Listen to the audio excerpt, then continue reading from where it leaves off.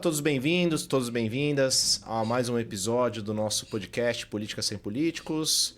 Aqui, professor Bruno Lorenzini, tendo aqui a companhia dos meus queridos amigos e professores, professor Wagner Gondim, professor Alessandro Soares, para mais um episódio desse podcast, cujo principal objetivo, sempre vale lembrar, é discutir teoria política, discutir filosofia política, discutir política em abstrato, sem a gente entrar naquela, vamos dizer, partidarização, da política, toda a discussão sobre personagens, mas sim falando muito mais sobre teoria política, falando muito mais sobre questões que, acredito, são do interesse de todos aqueles que têm como nós uma paixão pela discussão política, mas sem querer entrar dessas bolas divididas, não que elas não sejam importantes, óbvio que são, e óbvio que nós também gostamos de debater isso, mas não é a propósito do podcast. Então, a propósito do podcast é realmente trazer esses temas, esses grandes temas, para a mesa, para nosso debate aqui abstrato, e é claro,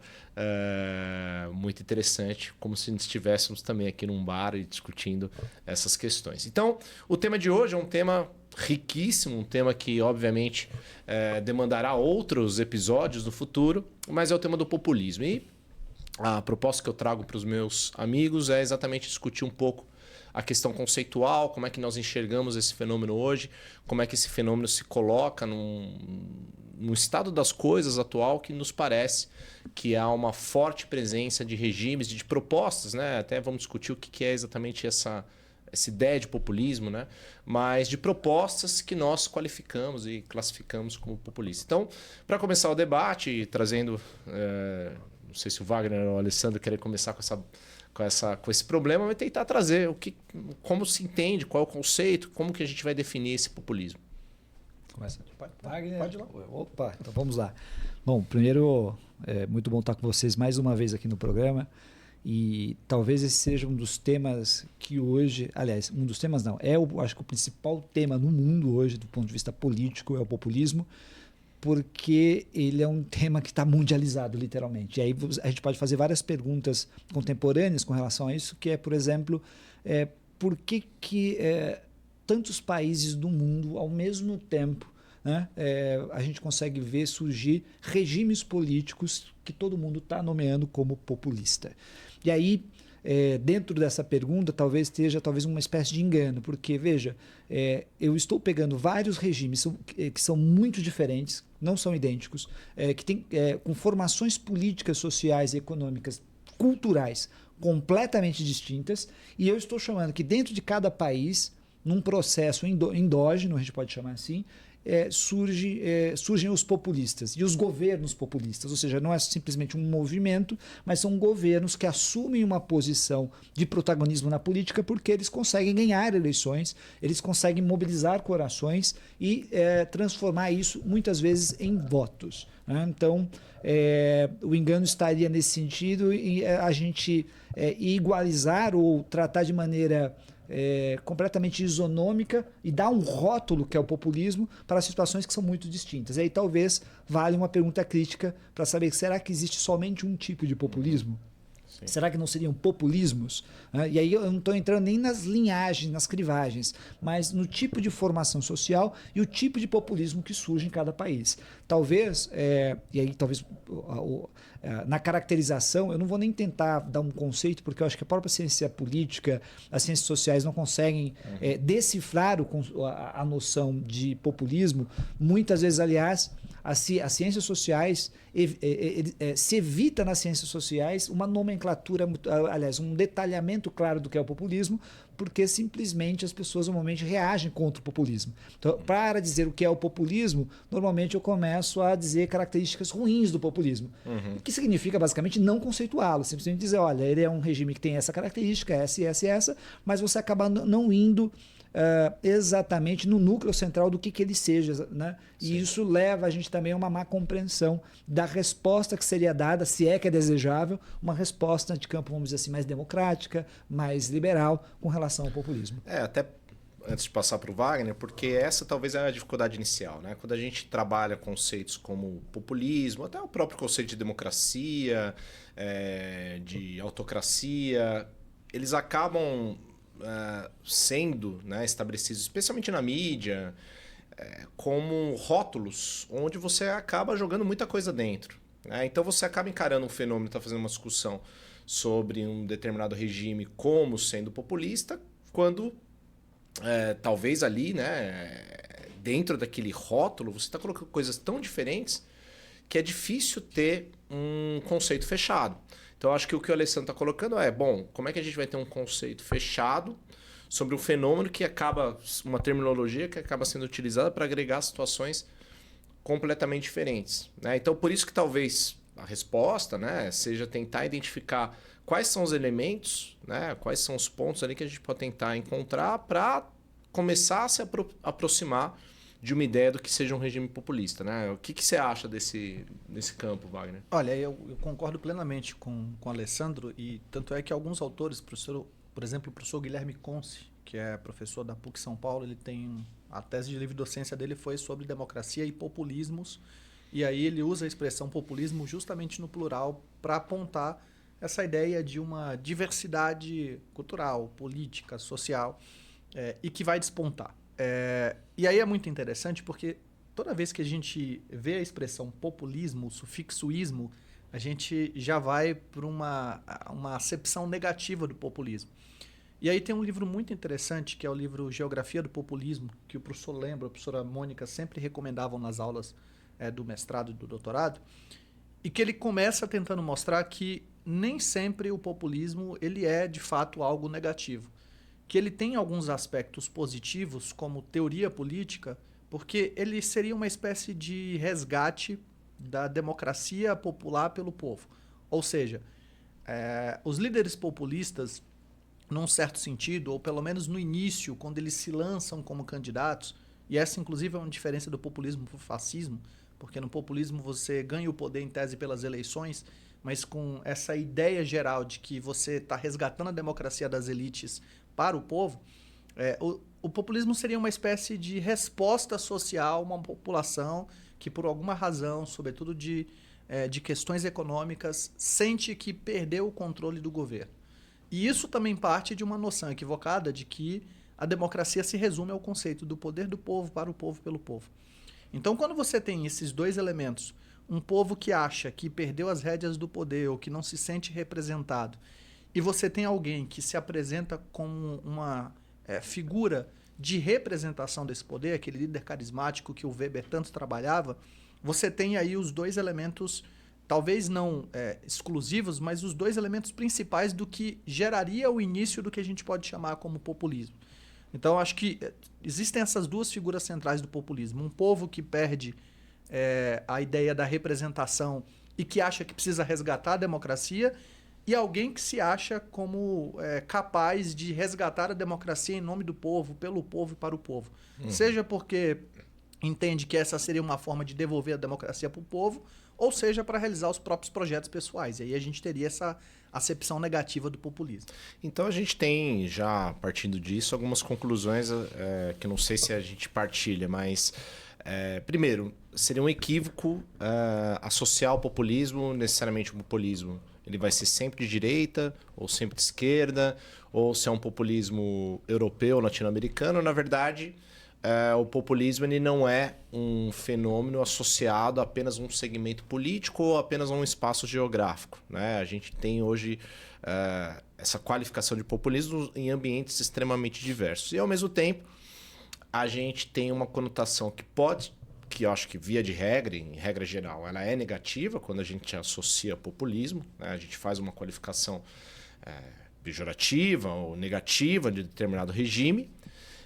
Embora haja leituras, né, de que, olha, o populismo nada mais é do que uma busca de uma maior representatividade, ou seja, uma maior, né, a gente utiliza o termo responsiveness, né, dos americanos, a ideia de que, olha, uma maior vinculação entre os detentores do poder político é aqueles que são representados por esses detentores, que nada mais é do que o povo. Mas eu queria partir para um ponto, né, um desafio que eu acho que é o que a gente acaba tendo que fazer, que, bom, quais são os elementos que a gente precisa encontrar, né, em determinado regime para qualificar, em determinado governo, para qualificá-lo como um governo populista ou não. Né?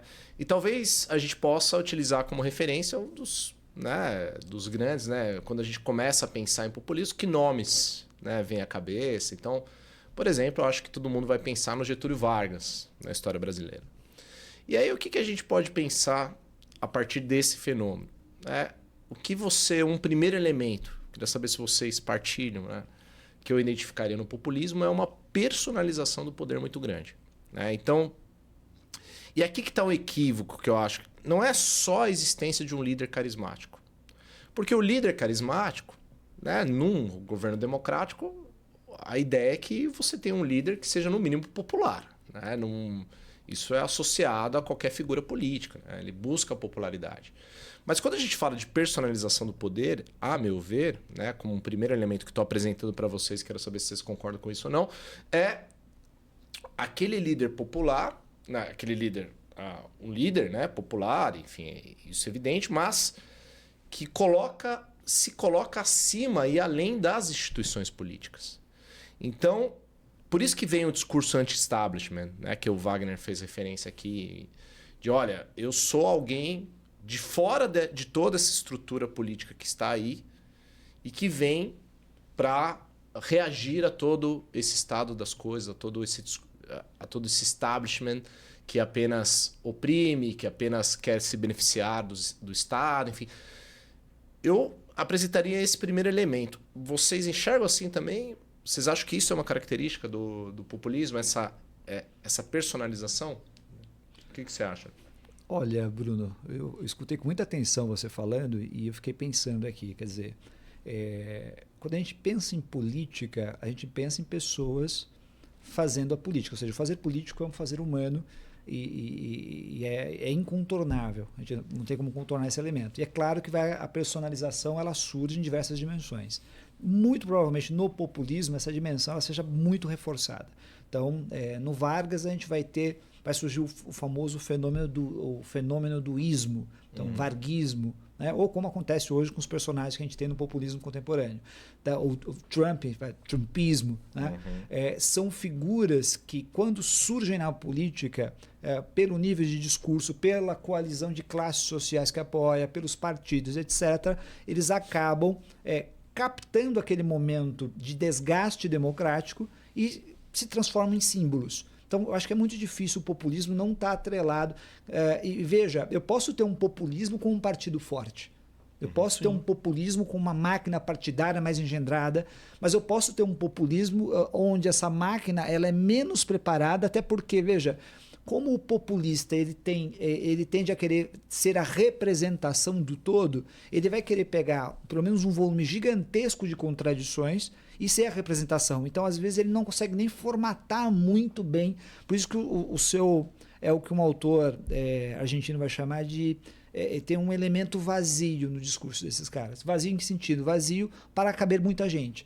Então, tem que ser um discurso genérico. Por isso que esse cara vai ser a representação. Então, o sujeito, ele representa essa coletividade. Ele surge na política representando essa coletividade. Então, eu acho que é quase inevitável. Ou seja, isso que você falou de ter um elemento personalista, eu acho que faz parte, compõe o cenário da luta política. Vamos dizer também de maneira muito clara, a representação política é uma representação personalíssima, como regra geral. Você, por mais que em alguns partidos se tente ganhar alguns países, se tente ganhar uma dimensão que eu vou chamar aqui mais impessoal, aqui se vota só em partidos, não em pessoas. Fundamentalmente, você olha na lista de do partido quem é que está encabeçando o partido. Ou seja, o nome ainda é importante, embora o mundo moderno tenta dissolver isso para dizer nós só votamos em projetos, né? Somente ideias. Isso não existe. Então, ainda mais um presidencialismo, né? Onde você tem a figura... Mas aí o meu ponto, talvez, para passar para o Wagner, é o seguinte. Porque nós temos, né, dentro da construção de um ambiente democrático, do ambiente político, obviamente, né, isso está desde a origem da própria teoria de democracia de partidos, com os partidos políticos, as instituições representando ali segmentos ideológicos, ideias, enfim, dentro de um espaço público, de uma arena pública de debate, onde, enfim, ocorre a disputa política, ocorrem eleições, enfim. Agora, o meu ponto, talvez, é aqui que eu queria explorar isso um pouco também com o Wagner, com o Alessandro, é o seguinte. Será que quando a gente começa a entrar nesse cenário do populismo, onde tem esse discurso anti-establishment, concordo com o Alessandro, quer dizer, a dimensão pessoal ela sempre está presente na política, mas até porque a história, né, o storytelling, ele é das pessoas. Então a gente não está interessado como o PT foi criado, como o PSDB foi criado, qual a história. Às vezes nós aqui que estudamos temos interesse, mas cara, mas quem que é o Lula? Quem é o Bolsonaro? Quem é o Vargas? Estamos falando do Vargas. Agora, meu ponto e aqui resgatando um pouco do próprio Levinsky, lá como as democracias morrem, enfim. Quando você constrói essa personalização num discurso muito forte, antipolítica, anti-establishment, dizendo que o problema da política é a própria política, né, as instituições, e você necessariamente utiliza um discurso maniqueísta de oposição, né, numa dialética o bem contra o mal, que é o que a gente vê hoje nessas situações, você sempre tem um grupo sendo eleito como inimigo pelo populista. E me parece que no populismo esse elemento, né, existe a personalização, mas a personalização pode ser algo comum a regimes democráticos ou não democráticos. Porém, quando esse líder se apresenta como aquele que vai nos capitanear contra um inimigo que está ali presente, aí você pode escolher, conforme a sua linha ideológica, se serão os comunistas ou se serão os imperialistas, mas você tem ali um inimigo declarado. E num ambiente que, obviamente, aí a gente vai entrar num discurso, num episódio para frente, discussão de redes sociais, enfim, onde você consegue utilizar ferramentas que você, né, defende basicamente aquele inimigo não tendo um espaço na política, né? Você quer realmente excluir aquele grupo, você quer... aí eu começo a enxergar uma linha comum, né, em muitos desses regimes, quando eles conseguem construir essa liderança carismática, muitas vezes com medo, com a utilização dessa ferramenta de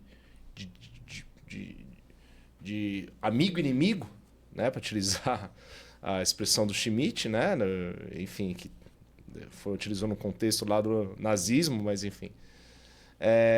Vocês enxergam isso? Vocês entendem que é por aí talvez um elemento comum desses populismos, especialmente esses contemporâneos ou não? Olha, é interessante isso que você colocou, Bruno, porque isso inclusive vai mostrar e reforçar aquilo que a gente falou no início, de que existem populismos e que o populismo ele não digamos, marcante de uma única ideologia, como você falou. A gente pode ter o populismo de esquerda, de centro, de direita, e aí a gente vai ter essas marcas da pessoalidade, e eu acho que mais do que se colocar acima das instituições, o populista se coloca como alguém acima das próprias pessoas. É como se ele fosse um ser virtuoso capaz de resolver os problemas da sociedade. Então, num país em que a representação política está devastada, ele é o cara que veio de fora da política, é um cara bem-sucedido, que não precisa do dinheiro da política. Então, ele explora esse elemento, por exemplo, de estar acima das instituições e fora das instituições como um elemento. Mas se ele, por exemplo, é um populista de direita, ele vai aprofundar a questão da crise social e da exclusão social, mas, sobretudo, da degeneração dos valores tradicionais. Então, ele explora um outro elemento. Ele está dentro da política e não necessariamente fora, mas ele vai criar um ambiente de hostilidade, que é o que você colocou, essa ideia do nós contra eles, que vai capitanear aquele espectro da política.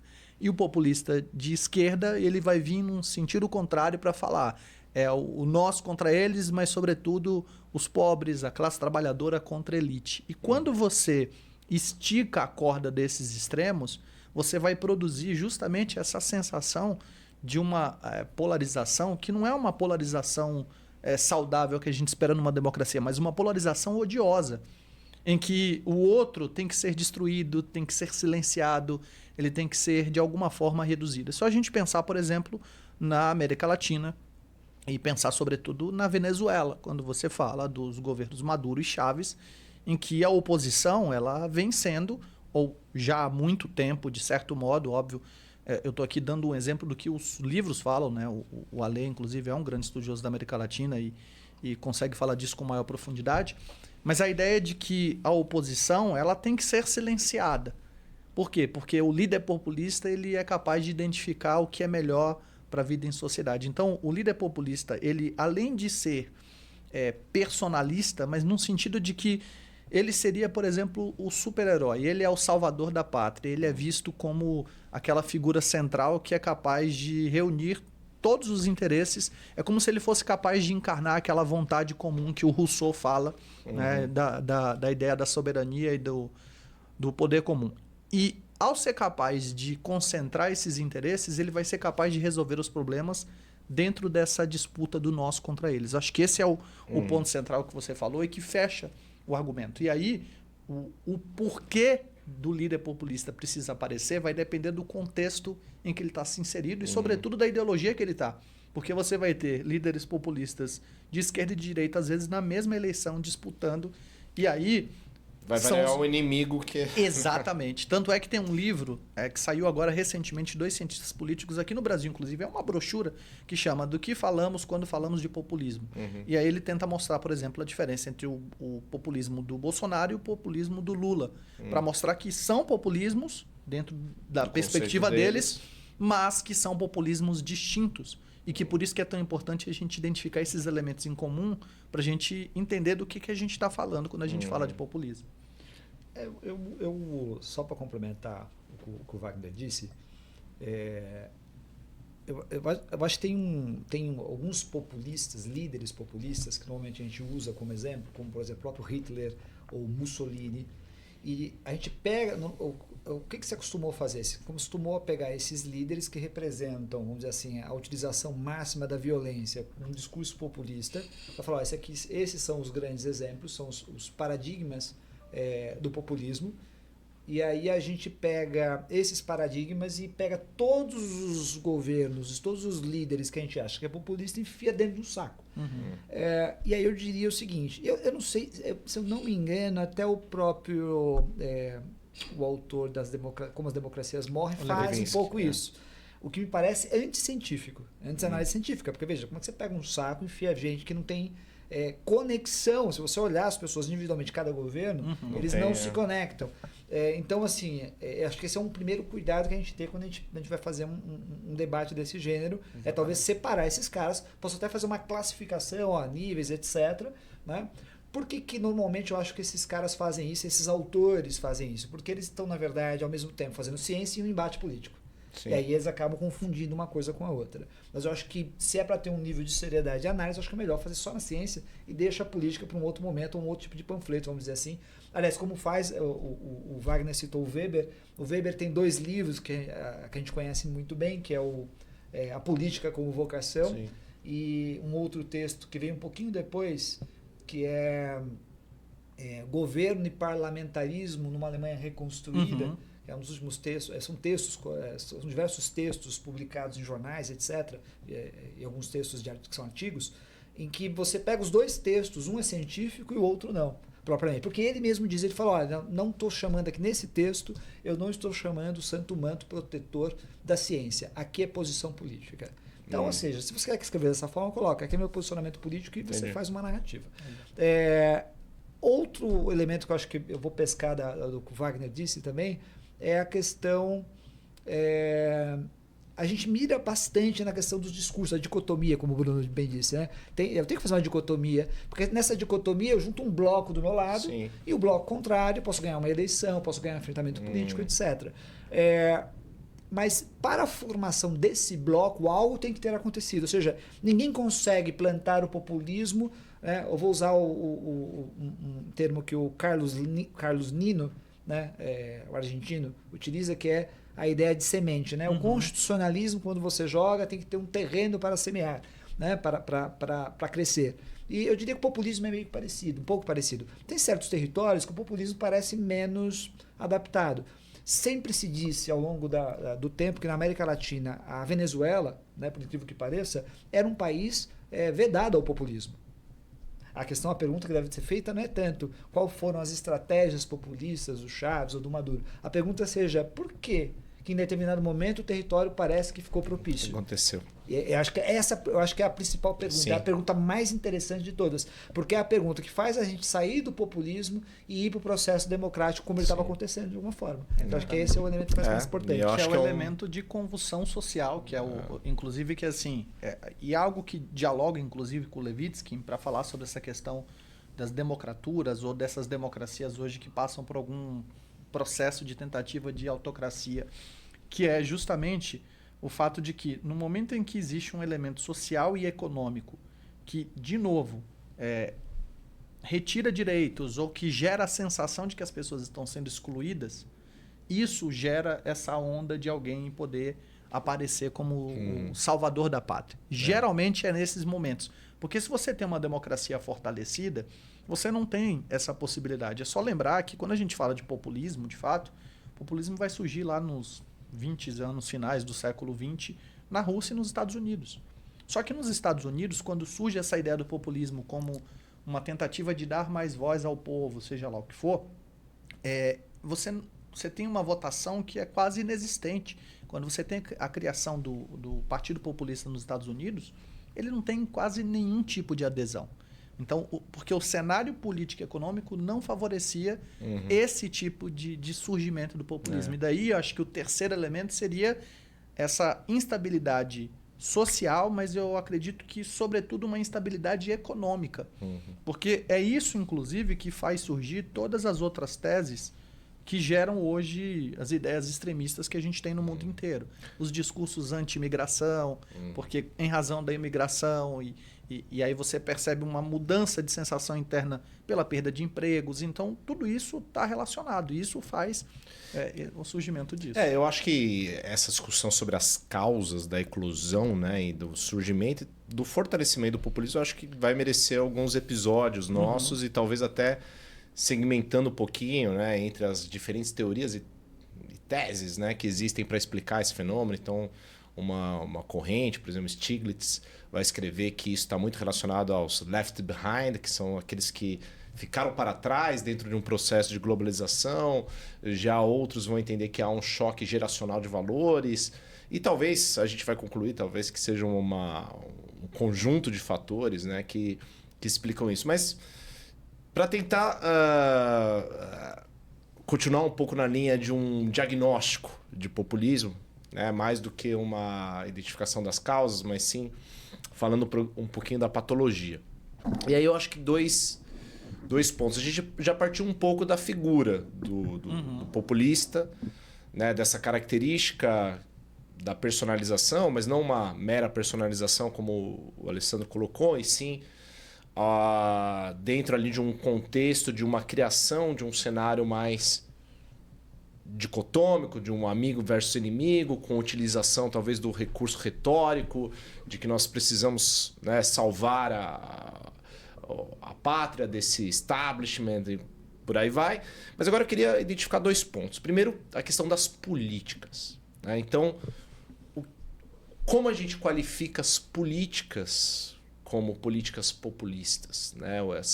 O que é verdadeiramente, estão aí pensando que estamos num regime populista, quais são as práticas políticas que nós devemos esperar. E um segundo ponto, né, e daí eu acho que é também um ponto central, é entender as consequências, né? Então, onde é que a gente vai chegar com um regime populista, né?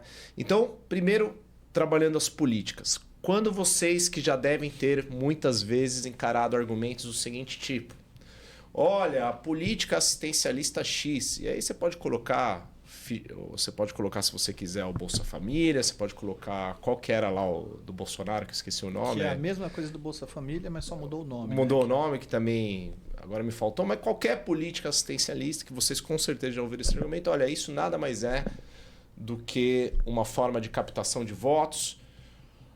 Ou então, quando vem alguma política de algum tipo de benefício para determinada categoria ou grupo, para os militares ou para os juízes.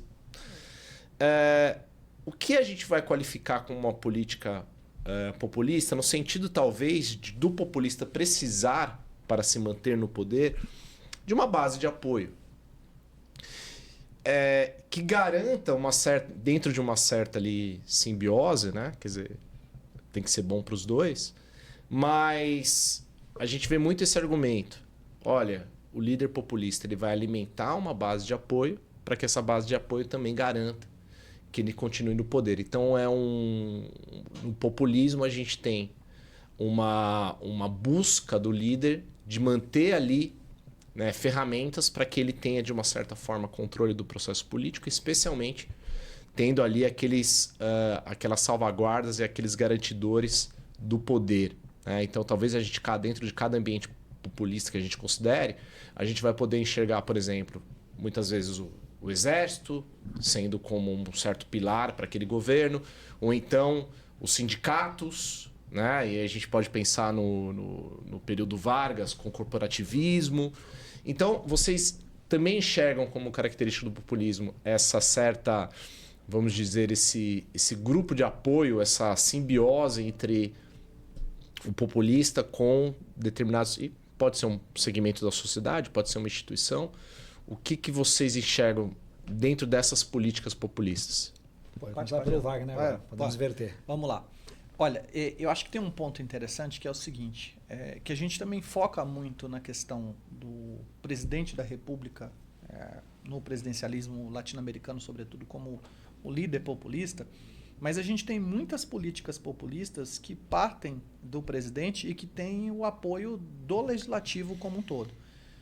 E aí, qual vai ser o tipo de política vai depender do tipo de populismo que a gente estiver falando. Porque se a gente tiver, por exemplo, um populismo de direita que vai pautar a questão das tradições, você vai ter medidas institucionais do governo e do legislativo que vão tentar reforçar esse sentimento de que esse grupo, que é protegido pelo presidente, que está sendo protegido pelo populista, precisa de maiores garantias. Vou dar um exemplo que a gente teve aquela discussão relativa à questão do...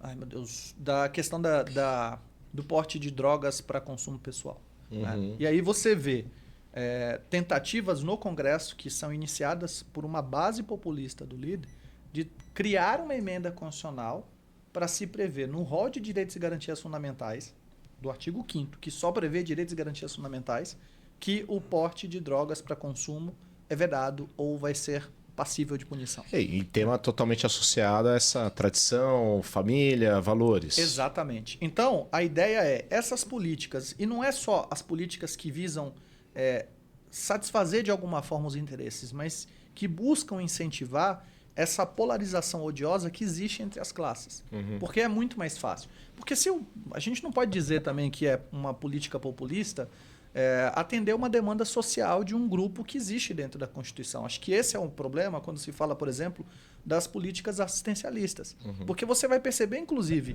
presidentes de outros aspectos da política que não pautam-se nessa ideia de igualdade material, que vão adotar essas mesmas políticas. Então, eu acho que é complicado a gente, por essa questão de atender os interesses sociais e pensar mais em qual que vai ser o resultado dessa política. Uhum. Se essa política servir para tensionar ainda mais essa colisão que já existe entre grupos antagônicos, daí a gente consegue enquadrar como uma política populista, porque ela vai servir para aumentar esse aspecto que favorece a pessoa do líder populista. Uhum. O que você acha, né? Eu acho que... acho que o populismo... eu tenho um colega, um amigo, que mora na Inglaterra. E eu me lembro que eu fui em 2020 para a Inglaterra, fui a Londres, e ele é chileno, mora muitos anos lá. E eu me lembro que sentei na mesa com ele e comecei a conversar do sistema de saúde da Inglaterra, etc. E ele comecei a conversar de estado de bem-estar social com ele, e ele tirou uma carteirinha e falou: essa carteirinha aqui me dá todos os direitos que eu preciso. Eu falei: o que você é? Tá vendo esse óculos aqui, ó? O estado que me deu. Então, vejam, o Estado é um sistema de atendimento de demandas concretas. Eu posso ter a propaganda. A propaganda, muitas vezes, uma propaganda populista, às vezes não segue uma lógica de atendimento de uma demanda propriamente. Ou seja, a ideia de que eu vou ter uma demanda, sei lá, vou fazer uma propaganda de que eu vou a partir de agora ter um projeto que as pessoas vão ter certa vestimenta, né, certa roupa, vai poder utilizar no colégio, outras roupas não. Veja, é um atendimento de demanda, mas ainda muito abstrato e muito mais para você trazer as pautas morais e mobilizar a sua base populista ou sua base popular. Do ponto de vista concreto, você vai ter que provar e atender as demandas reais. Se existe um conjunto de pessoas que não estão sendo atendidas do ponto de vista da política pública, você como um populista, você vai ter que criar políticas que atendam essas pessoas. Sob pena de que a sua popularidade, né, pode ir embora se você não fizer isso. Ou seja, a sua liderança populista é sempre questionada. O tempo inteiro está sendo colocada à prova. Mas eu acho que o elementar de tudo isso é que isso faz parte do processo no qual, debaixo dele, o que nós vamos ter são, né, uma nova realocação dos blocos de poder. Então, portanto, se a gente pegar o Vargas, a gente pode acusar o Vargas de tudo, menos dizer que ele propôs uma solução simples para uma questão complexa. Né? Ele industrializou, quer dizer, o varguismo industrializou o país. Ou seja, teve que segurar uma parte da elite teve que realmente ser colocada para fora. A elite paulistana, a elite de Minas Gerais, uma parte, teve que ser colocada para fora para que eu pudesse fazer a industrialização, pelo menos nos termos que foram feitos naquela época. Ou seja, eram dois projetos distintos e eu tive que me utilizei do populismo, que ao mesmo tempo era a morte de qualquer revolução social, ou seja, você não vai ter uma revolução do tipo comunista, socialista, e ao mesmo tempo também você não vai voltar a um status quo como antes. Então o varguismo ele vai representar um pouco disso tudo e vai fazer uma tarefa histórica. Portanto, agora, quando a gente faz um comparativo desse populismo com os populismos atuais, você pode ter um choque. Então você tem populismo mais vazio, tem populismo que é pura propaganda e marketing hoje, porque você não consegue mais reequilibrar as coisas. Por exemplo, imaginar hoje que nós temos um projeto populista no Brasil, e esse projeto populista tem um elemento nacionalista ou meio parecido com os Estados Unidos, né? Vamos fazer a América grande novamente. Ninguém está falando vamos fazer o Brasil grande novamente.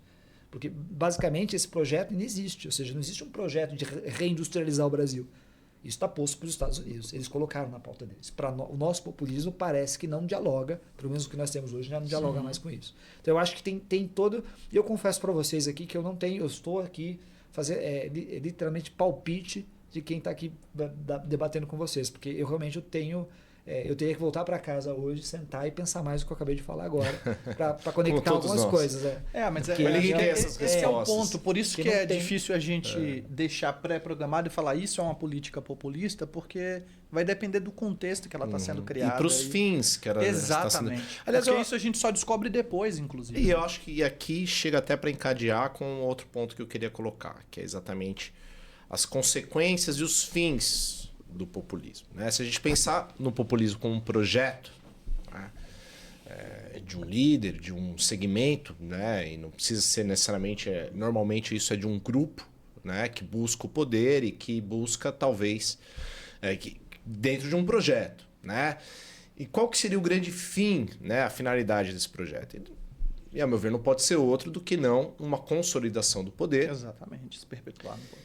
E para que se alcance essa consolidação do poder, essa perpetuação do poder, passa por um processo, a meu ver, de enfraquecimento de todas as instituições democráticas que se prestem a algum controle que os americanos gostam de chamar de accountability. Mas esse accountability, que muitas vezes é traduzido ali como a gente pode traduzir essa ideia como um controle da atividade política. E esse controle, o O'Donnell, né, o Guilherme O'Donnell, que é um dos cientista político argentino, enfim, que trabalhou bastante a questão de accountability, né? Ele fala de accountability horizontal e vertical. Né? A horizontal é aquele controle da atividade política dentro da horizontalidade do Estado. Então, a gente pensa em mecanismos de accountability, por exemplo, né, o controle que o Tribunal de Contas faz sobre as contas públicas do Executivo, do Judiciário, o próprio, de certa forma, o Judicial Review, né, o controle de constitucionalidade que o Judiciário faz, o próprio, enfim, o sistema de controle, né, de freios e contrapesos entre os poderes, enfim, são mecanismos de checagem, de controle que existe dentro da horizontalidade do Estado. Porém, também temos a chamada accountability vertical, né, o controle vertical, e aí é aquele exercido pelo povo, né, dentro da relação eleitoral, Quando, por exemplo, o povo vota, ou se você tem uma ação popular, ou se você tem audiências públicas, enfim. Esses mecanismos de controle que, de certa forma, existem para realmente limitar, né, e evitar que o poder político, a atividade política seja exercida sem freios e que haja uma concentração de poder, me parece que eles serão um alvo preferencial de qualquer líder populista. Por isso que quando a gente fala de, né, práticas populistas, talvez você vai enxergar muito claramente uma tentativa, por exemplo, de capturar as instituições pelo líder político. Então, por exemplo, você quer ter uma boa pista, não estou dizendo que mas você quer ter uma boa pista de uma prática populista? Olha, vai alterar a composição da Suprema Corte. Aumentar a quantidade de ministros para que ele possa indicar por mais. quê? Porque é importante. Não. É porque ele vai poder indicar mais componentes e capturar aquela instituição. Ou, né, uma prática onde você começa a ver ali que os cargos são indicados conforme, né, a plataforma política do indicado. Enfim. Então, a gente tem talvez como uma finalidade central concentrar o poder, mas vamos dizer com um objetivo, vamos dizer, o objetivo final é consolidar e concentrar o poder. Exatamente. Mas o objetivo imediato, né, as práticas, elas vão buscar o quê? Enfraquecer os demais, os mecanismos de controle. Né? Então, vamos dizer, o objetivo ali concreto, um primeiro objetivo para chegar naquele objetivo final é exatamente enfraquecer todos os mecanismos de controle democrático que existem para que daí sim o populismo consolide. É nessa linha que vocês enxergam ou a finalidade do populismo? Você usou o termo instrumentos de controle democrático. Talvez eu chamaria... Porque todos os instrumentos de controle que nós temos europeu pós-1945, usando a Europa como parâmetro, são instrumentos de controle da democracia, contra a democracia. Se você pensar em termos práticos, eles não são regimes propriamente democráticos no sentido... uma corte constitucional, baixa densidade democrática se você comparar com o parlamento. Né? Todos esses instrumentos, na verdade, são instrumentos de controle da democracia. Limitar o poder democrático. Isso. Então, assim... E aí é que a questão que se coloca. Na hora que você tem um líder populista, por óbvio, ele vai ter que confrontar esses instrumentos, porque ele é a representação popular. E se ele tem a maior densidade de todas essas instituições de representatividade popular, por no que fundo eu vou respeitar? ele... Eu sou o representante do povo. Isso, inclusive, facilita os discursos anti-instituições. Né? Porque se você pega hoje para ver, na maior parte do mundo, onde existem ataques às instituições... Os ataques usam justamente como argumento o fato de que essas instituições não têm representação popular. Exato. E a questão de você olhar como uma casta. Falar, são sempre os mesmos que estão ali.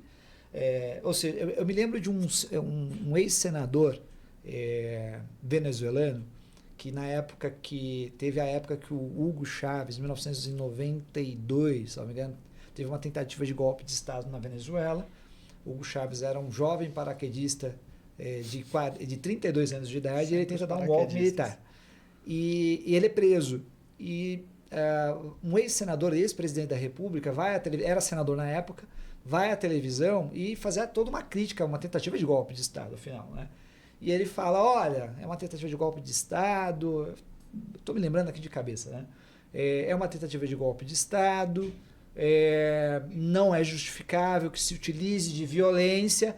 E aí ele coloca, mas a gente não pode pedir para que o povo defenda a democracia, mas a gente não pode pedir que o povo defenda a democracia se a democracia não dá de comer.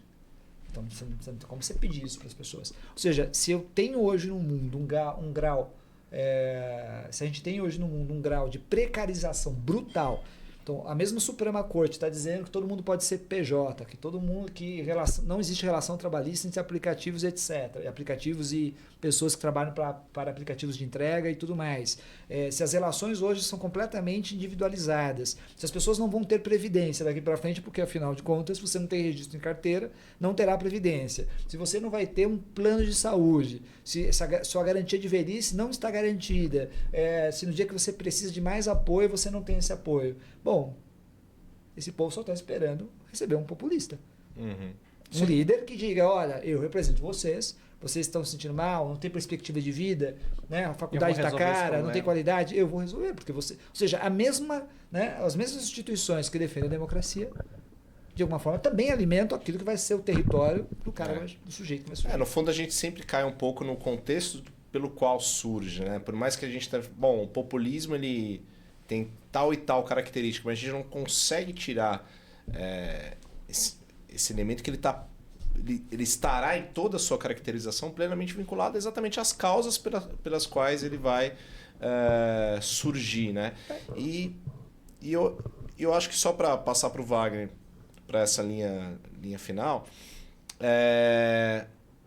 quando a gente começa a pensar na caracterização hoje, e como eu falei, não é objetivo aqui entrar na politização, mas se você considera, por exemplo, que a grande defesa do Trump contra, em relação à política imigratória, e especialmente algumas decisões judiciais que estavam ali, de certa forma, garantindo direitos, né, de imigrantes e tal, foi exatamente, olha, esses juízes estão agindo contra o interesse maior do povo americano. Quer dizer, então, eu acho que essa observação do Alessandro foi importante para dizer, olha, quando eu falo de mecanismos de controle, falei de um mecanismo de controle democrático, dentro de uma ideia geral, e isso a gente vai ter que também discutir num episódio, né, que a democracia ela tem ferramentas, né, de compatibilização entre o que é democracia e o que é constitucionalismo. Então, se a gente está falando de uma democracia constitucional, a gente vai conviver no mesmo ambiente a representatividade, mas também com com regras e salvaguardas contra uma tirania de uma maioria. Exatamente. Então você tem essa tensão plena no nosso ambiente, é uma tensão produzida e programada né, que é exatamente, olha, haverá momentos em que instituições que não são, em tese, representativas... Em tese, não são representativas, terão o poder de frear aqueles que detêm o poder da representação. É interessante isso, né? Porque a gente fala do populismo e fala formalmente que ele surgiu no século XX, mas existe populismo desde a democracia da Grécia. As figuras de líderes populistas que, inclusive, se destacavam nas ágoras públicas porque conseguiam capitanear, digamos assim, os interesses que estão ali discutidos. Então, enquanto a gente tiver democracia, a gente vai ter populismo. Eu acho que é um elemento inafastável, porque a pessoa percebe a possibilidade de manipular o discurso em seu favor e usar isso. E aí, de novo, o grande ponto é, quando que o populismo ele é uma ameaça para a democracia? Quando as instituições estão degeneradas, quando a gente tem uma crise política e uma crise de representação que a gente não consegue mais conter.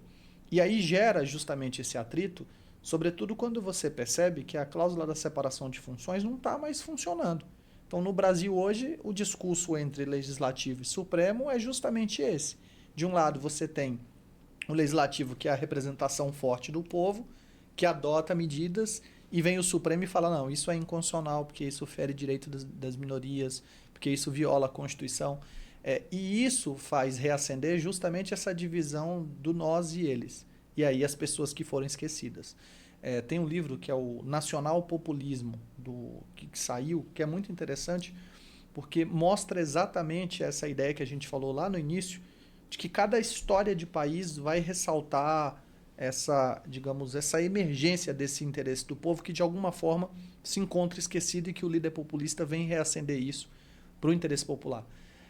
E essa questão que você colocou do projeto de poder é muito interessante, porque se a gente percebe as propostas dos líderes populistas de consolidação do poder, Quando você tem, por exemplo, no presidencialismo, a limitação formal da Constituição de reeleições sucessivas, a primeira tentativa de um líder populista é tentar quebrar com a cláusula que impede a reeleição sucessiva, que permite, por exemplo, a criação de um terceiro, de um quarto mandato.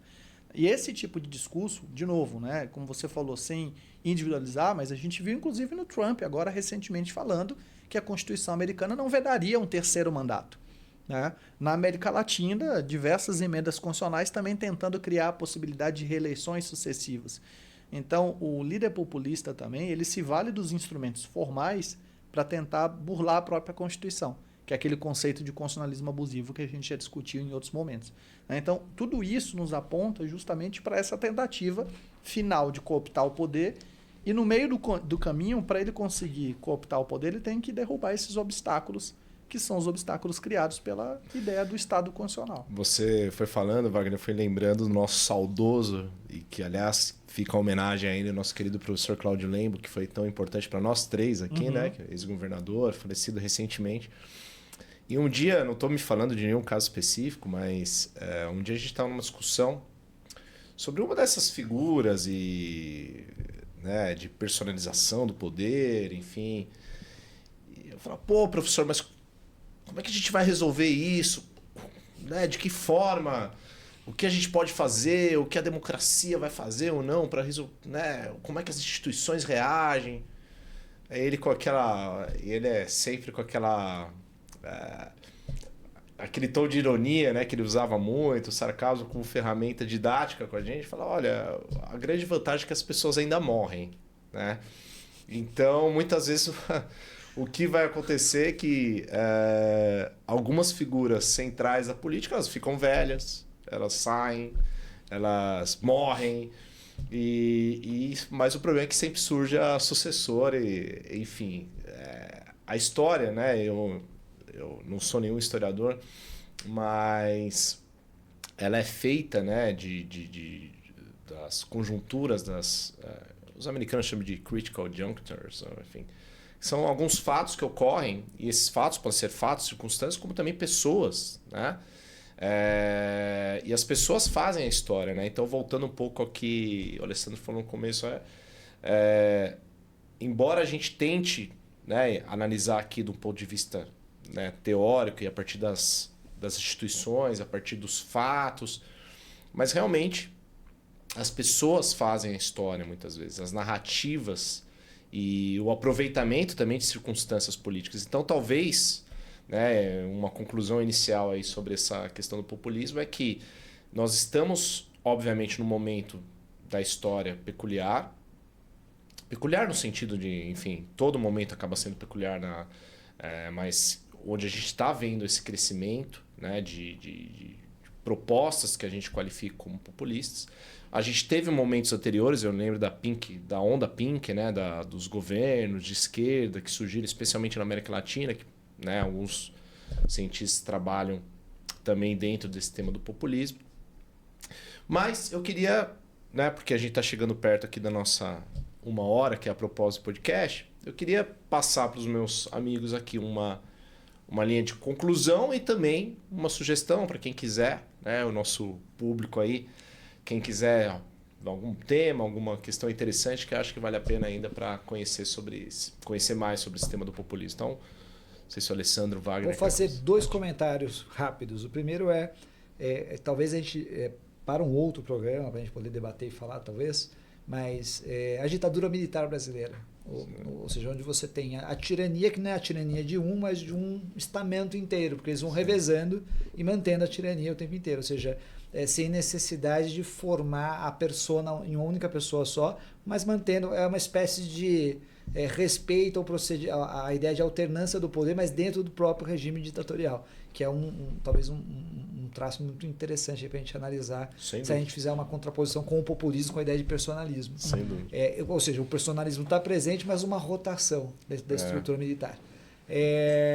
E por fim, eu indicaria como leitura, tem um livro que faz um tempão que eu não pego de volta para reler, que é o livro do Ernesto Laclau, né, A Razão Populista, que eu acho que é um livro excepcional. Ele não é unânime, tem as pessoas que execram esse livro, mas eu acho que vale como ponto de partida interessante para um debate. E é um livro um pouco complexo, às esse a leitura, né? Você precisa ter um pouco de paciência para fazer a leitura dele. É isso que é bom, né? São os desafios. O Ale já tinha me comentado, essa está na minha listinha também, de 350 obras que eu preciso ler. Fala, Wagner, qual Vamos lá. Eu já fui citando no decorrer da fala, mas eu acho que o livro que o Ale comentou tem um artigo mais recente do Laclau também falando sobre essa questão do populismo. O livro Geografia do Populismo, que está em espanhol, mas que eu acho que também está facilmente disponível. O livro Nacional Populismo, A Revolta contra a Democracia Liberal, eu acho que é um livro também que é excepcional. E, para finalizar, o livro do professor Guilherme Conce, que fala sobre democracia constitucional e populismos na América Latina. Acho que são 3 livros para quem quer entender o que é o populismo tecnicamente. Enfim, a gente tem também uma brochura do professor... caramba, eu esqueci o nome dele agora, que fez os clássicos da política. Verfort. O Verfort, o Francisco, que tem um livro sobre populismo também no Brasil, que eu acho que é um ponto de partida interessante para quem quer começar a entender do que a gente está discutindo e entender, sobretudo, esses problemas, sobretudo na América Latina. E um livro também para quem quer, inclusive, entender a conjuntura da América Latina, que é o livro do Ale, que é sobre a democracia na América Latina, que é um livro que foi fruto da tese de doutorado dele, que tem quase 800 páginas. Então, é um livro interessante. Ele, inclusive, quase foi... Nem ele consegue voltar no livro para atualizar. Mas é um livro muito interessante que traz os contornos até para a gente entender, sobretudo, essa questão de que não dá para a gente chegar a uma conclusão absoluta do que é o populismo como um todo, porque cada país vai ter as suas causas, os seus movimentos, mas é um bom ponto de partida. Eu e o Alessandro fizemos juntos, né? Acho que eu sou um pouquinho mais velho no doutoral. Alessandro, eu acho que eu fiz primeiro, você veio na sequência, nós fomos os dois... fizemos uma dupla titulação na Espanha, em Salamanca, e nós tínhamos a mesma orientadora, a professora Pilar, e ela contava, também falecida, infelizmente, a gente vai perdendo os nossos mestres, né? Mas ela falava que os espanhóis tinham lá um conceito muito claro. A tese tem que parar em pé literalmente, colocar em cima da mesa e parar em pé, porque ela não... Né, o tamanho e a densidade dela. O Alessandro conseguiu, né, fazer isso e com brilhantismo. Eu não consegui, obviamente a minha não parava em pé. Mas isso não é verdade. De qualquer forma, sem dúvida nenhuma, eu acho que as indicações aqui já estão mais do que suficientes. A minha fica a sugestão que vocês partilhem esse conteúdo, né, curtam, partilhem, enfim, se você gostou, obviamente, do podcast. Que é essa nossa proposta, uma proposta de trazer debate, enfim, ideias para que quem quiser se aprofunde depois, e a gente com certeza voltaremos a esses temas mais algumas vezes. Meus amigos, muito obrigado e nós estaremos de volta no próximo episódio. Até mais. Tchau, tchau.